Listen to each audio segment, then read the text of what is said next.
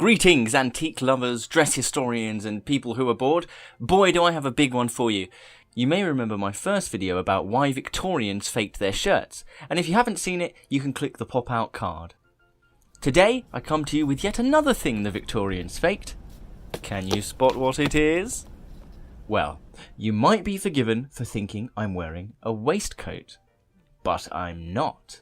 Yes, we will be talking about these wonderful, small, fake waistcoats. It all started when I found some images of these weird-looking Victorian waistcoats online and endeavoured to make one myself, which I did to some degree of success, based on the patterns that Parker and Michiel had sent me from their antique tailoring books. But, fortunately for me, a friend of mine had one and he kindly gifted it to me.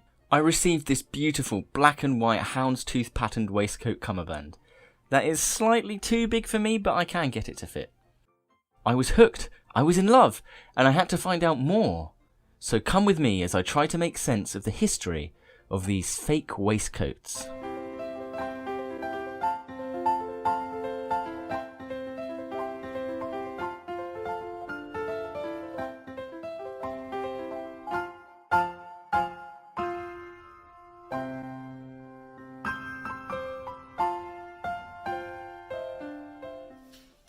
Now, I must warn you that it was a tough subject to research because a lot of clothing history isn't well documented, and what is widely known is only the basic facts. You may be expecting me to go into the history of waistcoats, but that is a long story and a video for another day because this one would be way too long.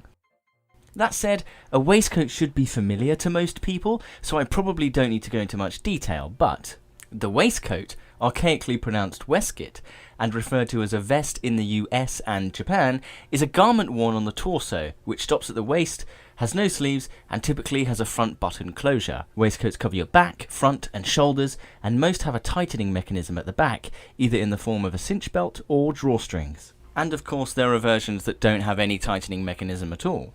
However, I'm not talking about these. Well, I guess I did, but that's not the point of this video. The waistcoats that I'm talking about are directly derived from cummerbunds. So to get to the kind of fake waistcoats I'm talking about, we have to go back even further to the invention of the cummerbund. Or the cummerbund. Or the cummerband. Or even the cummerband. Or any of the other ways people like to spell it. Now, like the waistcoat, most people will probably be familiar with the idea of a cummerbund. We usually associate it with black tie attire with evening dress, and most people believe that the only acceptable occasion to use a cummerbund is for black tie attire. But it wasn't always that way, so we're going to go all the way back into the history. All the way to the Persian Empire! I know what you're thinking, it's way too far back for my realm of knowledge, but just trust me, this context is necessary.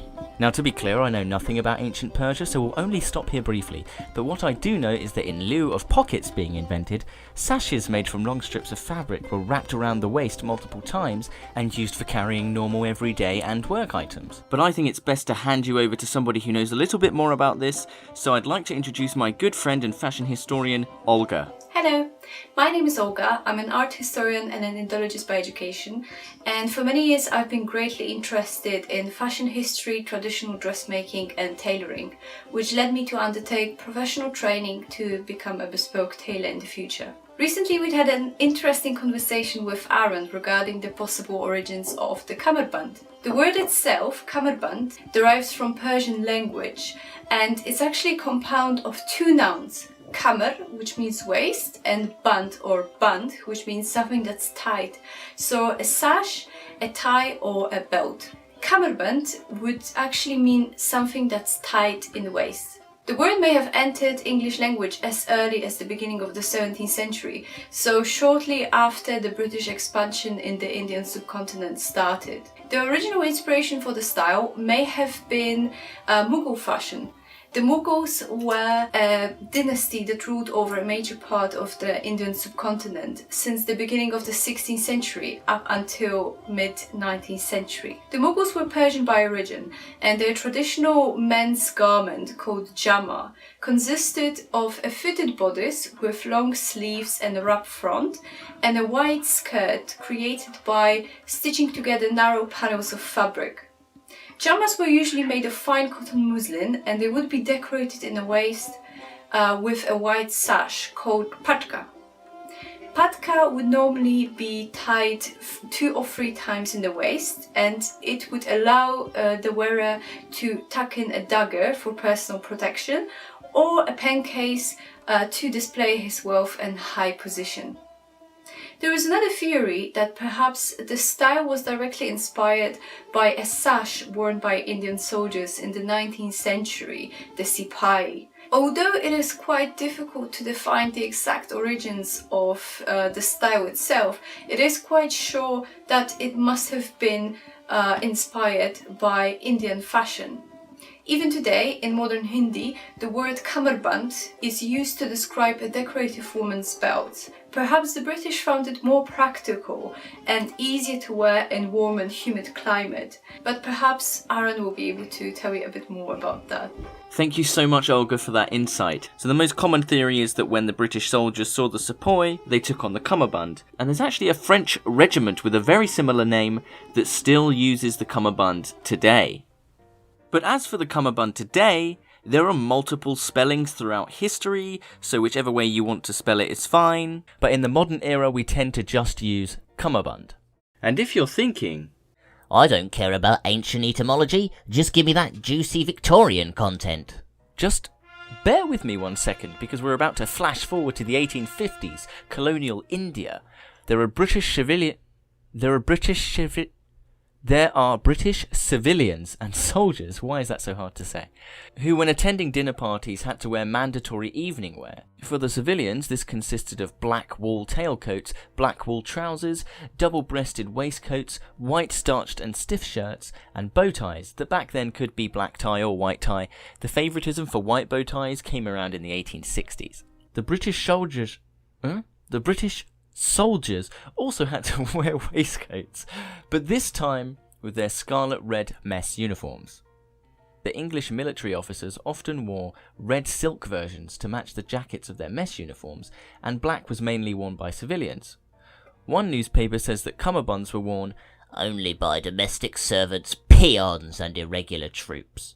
There are some different ideas about why people adopted the cummerbunds. Some sources suggest it was to keep them cool in the daytime, but also to keep them warm when the tropical temperatures suddenly dropped. But the idea that cummerbunds were used because the uniforms were too hot and uncomfortable due to the tropical heat that their respective dress was not invented for, remains the most popular theory.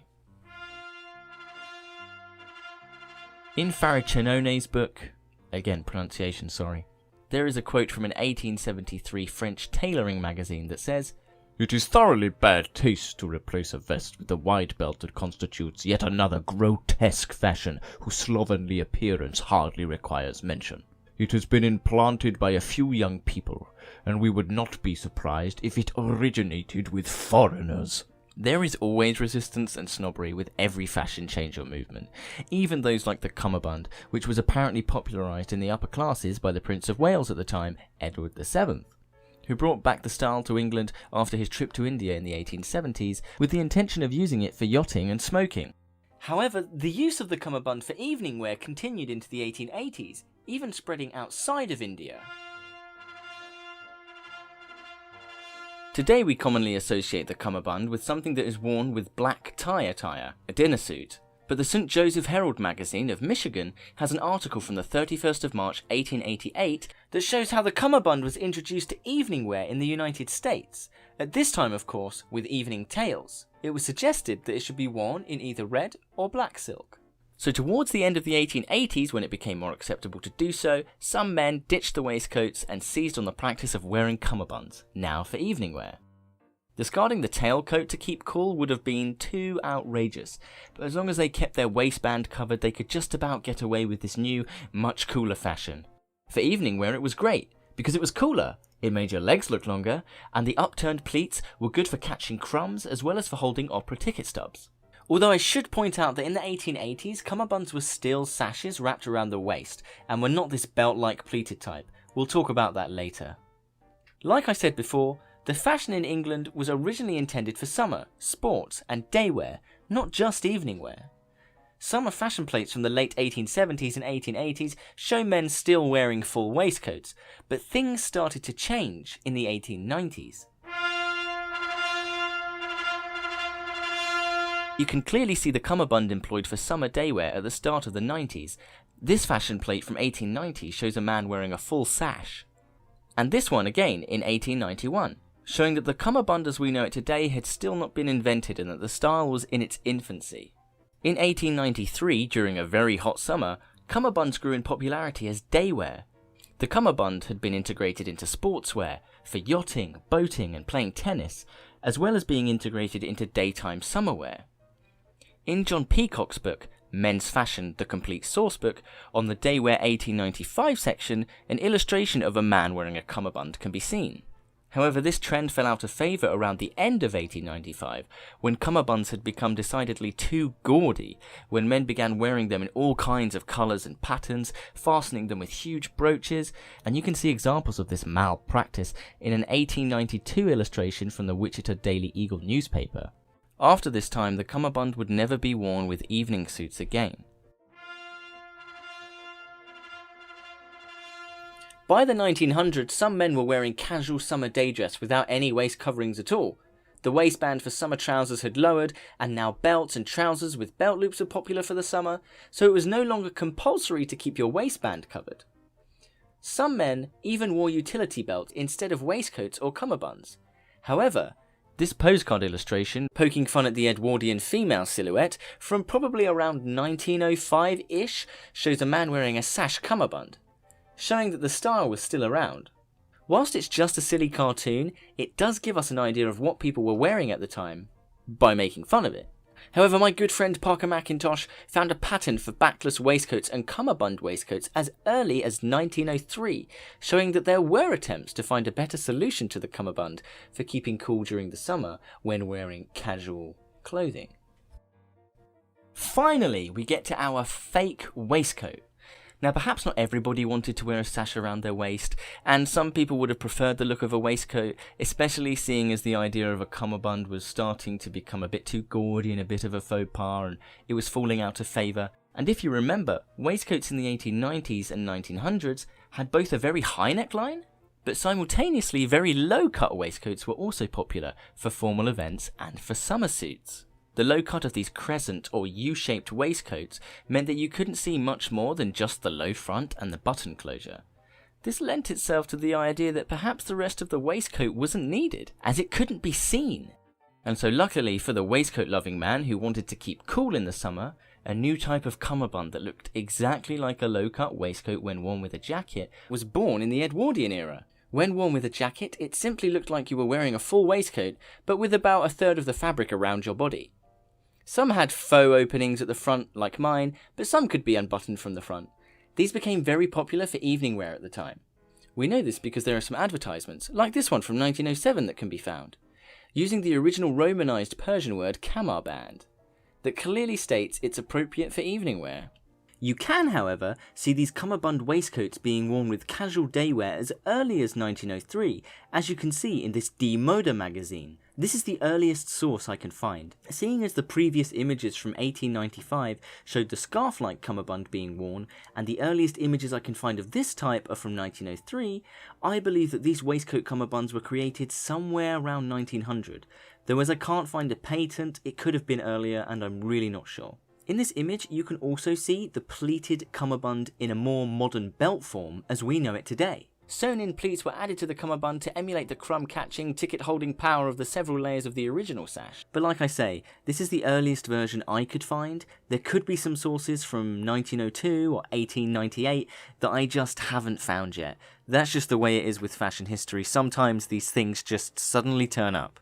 But as of now, I'm not sure exactly when they were invented. If I do find anything else out about this, I'll add a note in the description. In this advertisement from 1911, you can see a lot of cummerbund waistcoats, both for evening and for daywear. Notably, there is also a precursor to the cummerbunds we see today. This one is a plain silk one with no pleats.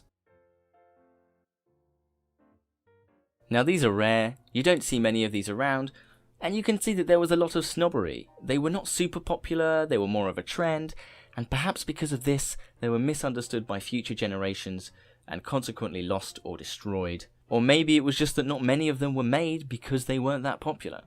I, for one, however, absolutely adore them. I hope to find more, I hope to make more, and I plan to wear mine in the hot summer months in Japan. Now, I would have stopped there with the history because I've already gone through the origin stories and the eras that I like, but I did promise the complete history of the Cummerbund, so let's look, briefly, at what happened after the 1910s. In the 1920s, the shape of the evening waistcoat got a bit more dramatic, and so the backless waistcoat, a waistcoat that had straps instead of the back portion, could show more of the elegant shape of the waistcoat and thus became exceedingly popular. The invention of this waistcoat is often attributed to the Duke of Windsor, Edward VIII. However, Edward VIII was born in 1894, and we'd already seen the backless waistcoat pattern from 1903, so this would make Edward a very young inventor indeed. So it's obvious that Edward VIII didn't invent the backless waistcoat, but he is famous in the sartorial realm for trying to make clothing more comfortable, cooler, and nicer to wear, and being so well loved and fashionable, he popularised a lot of clothing. So this is obviously a conflation of popularising something and inventing it. But we will be seeing more of our Cummerbund friend in the 1930s. By the 1930s, the Cummerbund had started to resurface. This poster from 1934 shows a red Cummerbund. By 1936, the backless waistcoat, now worn in the same colour as the dinner suit, was still very popular, but the Cummerbund still hung around. The 1940s, of course hit by a devastating war, meant that people were less interested in dressing up, and more casual clothes were favourable. Fabrics were also much more expensive, which meant people opted for double-breasted jackets without waistcoats. This meant that the Cummerbund was once again the most popular choice for evening wear.